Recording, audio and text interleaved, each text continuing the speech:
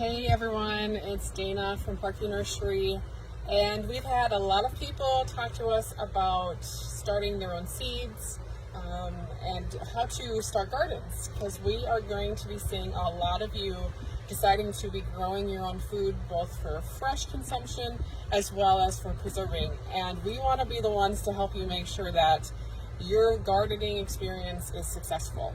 So every week I'm going to be coming on and just helping you out with kind of what you should be doing every week.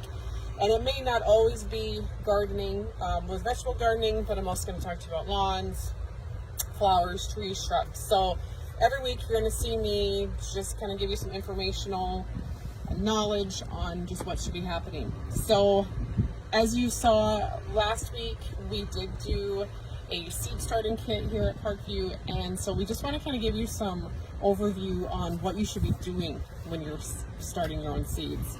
So right now, the only things you really want to be starting for seeds like within this next week or two is you're going to want to definitely get, if you want to plant your tomatoes or peppers or broccoli, cabbage, if you're going to plant those from seed, they do need to get started here very soon.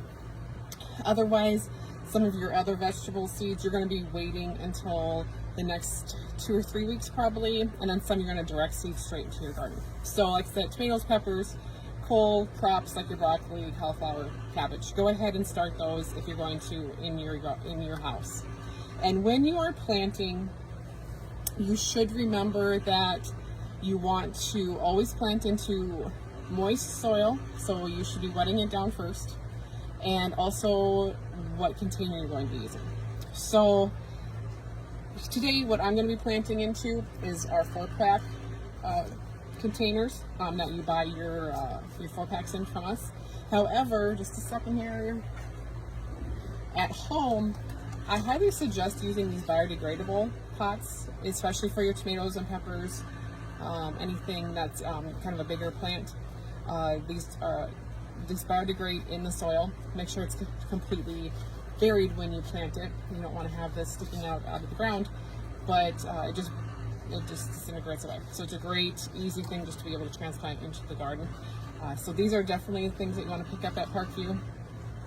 And then I'm also going to talk about this here later. But on any type of seed that you are planting, you should go to the depth of 3 times the size of your seed. So most seeds are quite small, so you're really not planting them all that deep. So here you can see I have pepper seeds that I'm going to be planting. And what I do when I plant, so what I do is I just make a little divot in the middle of my thing, in the middle of my pot, not very deep, obviously, because it's not a very big seed. So as you can see, I just make a little divot in there, and then you're just going to put your seed in that little divot and then cover it up. Now you may wonder how often you should water your seedlings, and it honestly depends on where you have them at and the temperature. So you want to keep your seeds moist at all times. So you should actually be touching the soil every day, and if it's really dry, then you should be watering it. Typically we water every day, once a day, in the home setting. However, if you have a really humid house, or if it's just not as warm, it may be like every 2 days. So you just really have to check it every day. I can't tell you you're going to do it every 10 hours or every 24 hours, because every environment is going to be different. And you also need to make sure that you have them in a location that's going to be warm enough. Some seeds you can probably germinate around 55 to 65 degrees. Others you're going to want to go more up to about 70 degrees, especially your peppers, anything warmer. Definitely wants to have a warmer setting. So put them in a windowsill, in your, if you have a basement that has direct light into a window, your kitchen window, your living room window. We have been asked if you can put them in the garage as long as your garage is warm. Yes, you can. If you need to create more warmth in your location, these domes do wonders. You set that on top. So like if you had a tray or even if you had pots, you just set the pots underneath the stone and put it in the sunny window, especially if you're using this in a garage. That will help create more heat to your seed as well as keep them warmer through the night as well. So definitely something that you can pick up at Parkview as well if you are going to be getting into planting seeds this spring. Like I said, moisture is going to be your number one concern. Obviously do not want to be too wet.